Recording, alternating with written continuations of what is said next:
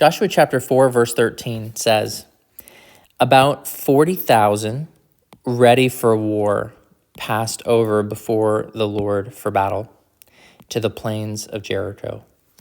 About 40,000. So in Numbers chapter 26, you can look there yourself, but in Numbers chapter 26, it counts the military men of this new generation that is able to go in and receive God's promise.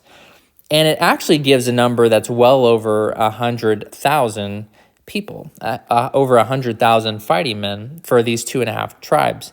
But what we see, or I guess for the 3 tribes, but what we see here is that only 40,000 ready for war. So under half, maybe about half, somewhere in there, when you divide up, I guess, the half tribe Manasseh with the other half.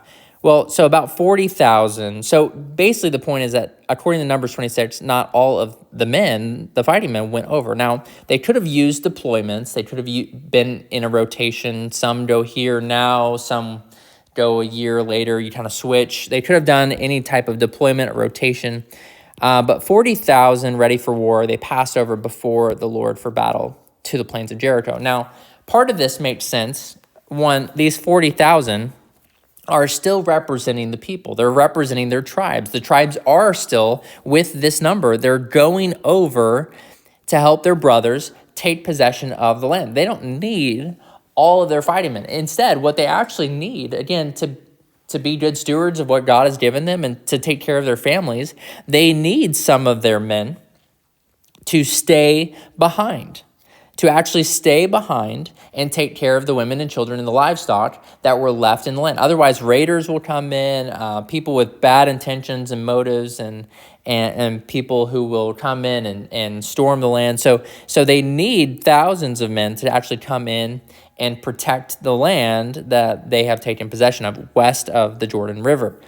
And so now we have basically about half, maybe a little under half of the men ready for war. They passed over before the Lord for battle. Again, before is in the presence of, they're not going before as in preceding, they're going with the Lord for battle.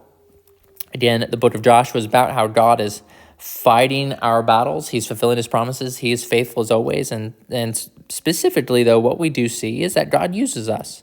God uses us. Even though this is his fight, God still uses us.